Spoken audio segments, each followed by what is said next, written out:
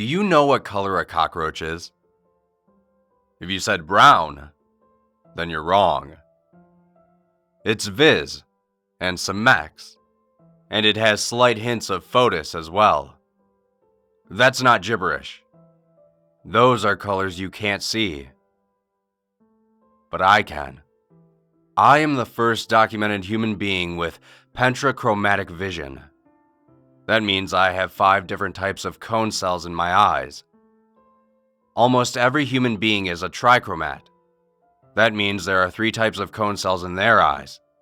These cells can each distinguish about 100 individual shades, but they mix together with one another, which means that the average trichromat can see about 1 million different colors. As a pentrachromat, I can see around 10 billion. No other mammal can do that. Only pigeons and a few butterflies. If this doesn't sound like a big deal, then let me ask you a question. What's the most beautiful thing you've ever seen? A sunset? A rainbow, perhaps? Mine was a Hostess Twinkie.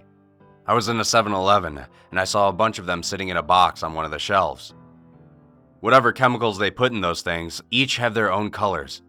Together, they create this beautiful swirling mosaic. Kind of makes the Twinkies less appetizing, but certainly better to look at. These colors are indescribable. I mean that in the literal sense. I can't describe them to you. Color is an inherently private event. For the same reason you can't tell that the shade of blue you see on a lid of I Can't Believe It's Not Butter is the same shade of blue that your boss sees. I can't tell you what most of the colors I see look like. There are some things I didn't even know had a color until I became a pentrachromat. Movement has a color. Every time something moves, it creates a faint trail of color that only I can describe as energetic. I've taken to calling this color Viz. Most fruits are multicolored, but trichromatic eyes can only pick up the primary colors present in them. If peaches look to you how they do to me, then you probably wouldn't eat them anymore.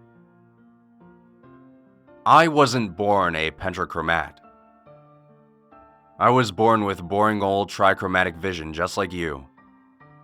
Then I got in a car accident. You know what color the sparks are when 2 pieces of metal collide?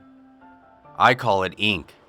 That's the sound my wife's car made when it hit the Subaru next to us. It's actually a comforting color. It evokes the same kind of feeling that you would get when you smell wood smoke. Blood isn't just red anymore. It's also cruer. Blood was the last thing I saw before I lost my vision. Victoria was driving. She was drunk, but not as drunk as I was. We were fighting, and it was all my fault. Hiring a prostitute was never something I thought I would do. Losing my marriage was never something that I thought I would do either. But I had grown bored with our marriage.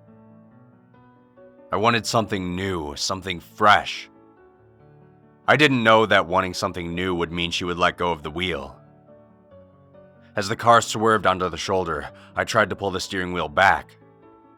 I pulled too hard. We slammed into a car that had just pulled into the far right lane. A 17-year-old girl was behind the wheel. The collision snapped her spine in half. She died in a pool of her own blood. Our car spun out and crashed into the median. Victoria was thrown from our car.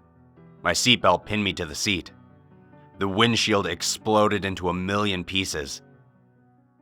Broken glass has a whole slew of colors present in it. Far too many to name. Glass rained down on me. It sliced through my skin like it was clay. 2 big shards lodged themselves in my eyes. The very last thing I saw was blood. The last thing I heard was Victoria screaming. I'm not sure when I woke up. Without my vision, I was helplessly adrift in a sea of darkness. After a while, I heard a voice asking me if I could hear it. It was a woman's voice. A nurse. Yes. Where am I? She told me that I was in the hospital. and that I had been in an accident. I couldn't see her face, but I didn't have to. I could tell she was frowning when she told me that I was going to be blind for the rest of my life.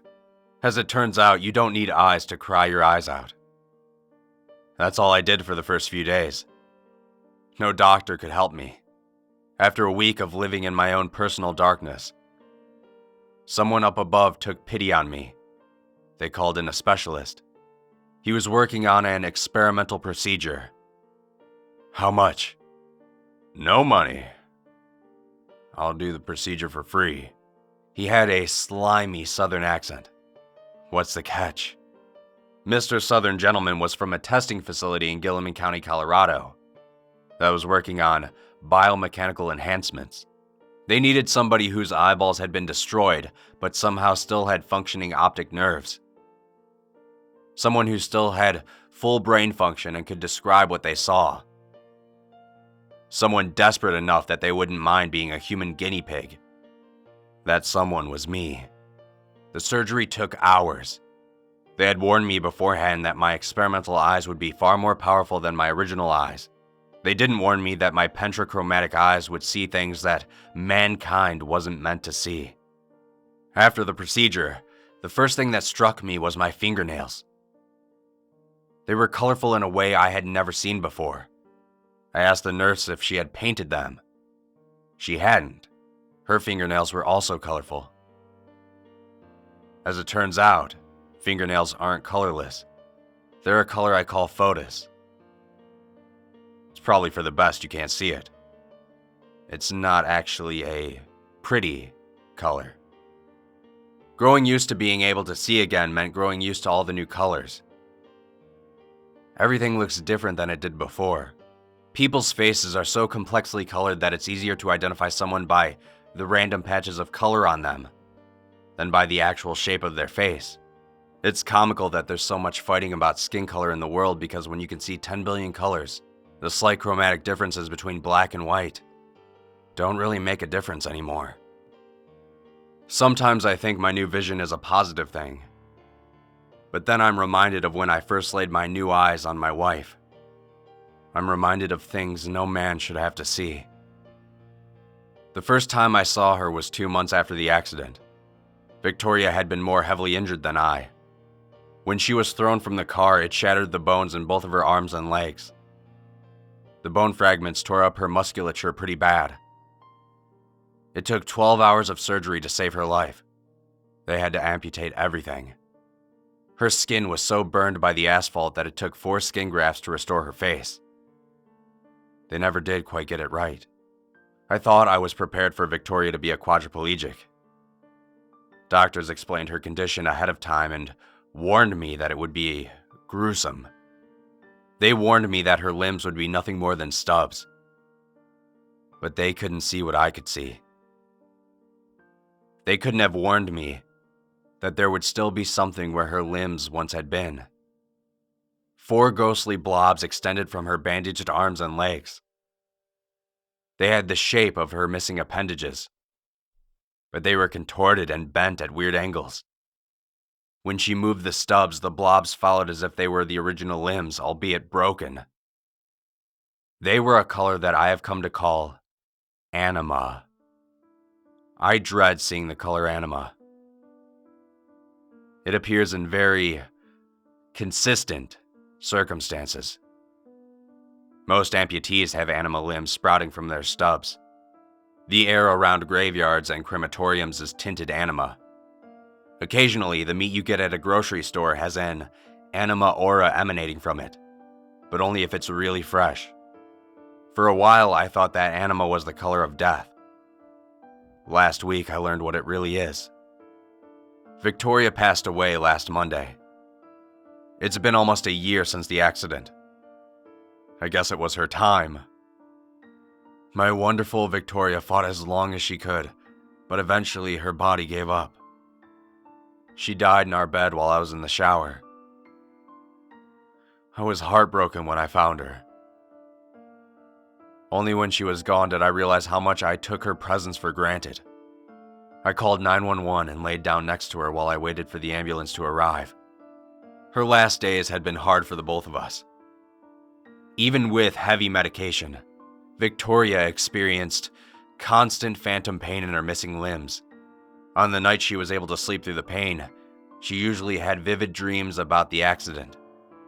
I tried to push the thought of it out of my mind, but I was reminded of the crash every time I laid eyes on her ghostly limbs. When her time came, I secretly hoped her passing would be a relief for the both of us. It was a beautiful funeral. I picked out the flowers. She would have liked them, even if she couldn't see all the colors in them that I could. When I got home, I saw that there was a stain on the bed where her body had been. It looked familiar. It was anima, the color of her ghostly limbs. I changed the sheets. After a few hours, another stain developed, and I changed them again. The stain came back. No matter how many times I washed the sheets, the stain kept coming back. I started sleeping on the couch to get away from it. Looking at the anima-colored fabric just reminded me of her death. 2 days ago, I was in our bedroom changing clothes and I noticed that the stain had disappeared. In the space, inches above where it had been, there was now an anima-colored cloud floating in the air. It was moving. Over the course of the next few hours, the cloud took on a humanoid shape.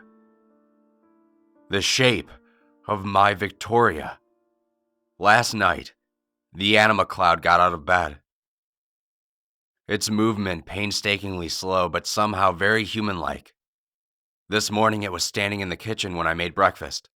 I tried to ask my neighbor if he could see the shape too, but he just looked at me like I was crazy. Only my special eyes can see the anima figure.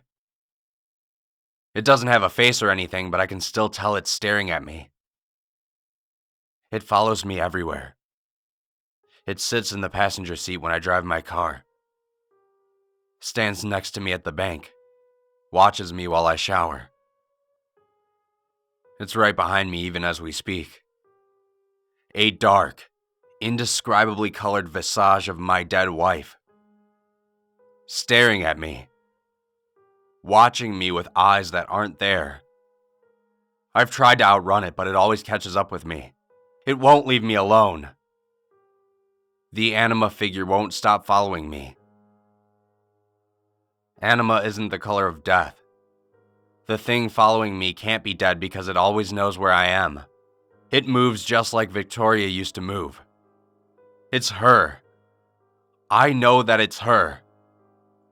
I see anima clouds like her everywhere now, following people. They're in the shape of our loved ones.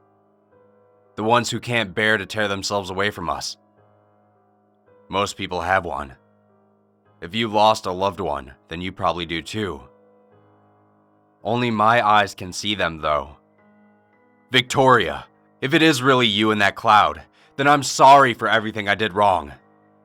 I'm sorry for all the words I never got a chance to say. Please, don't follow me anymore. I just want to be alone.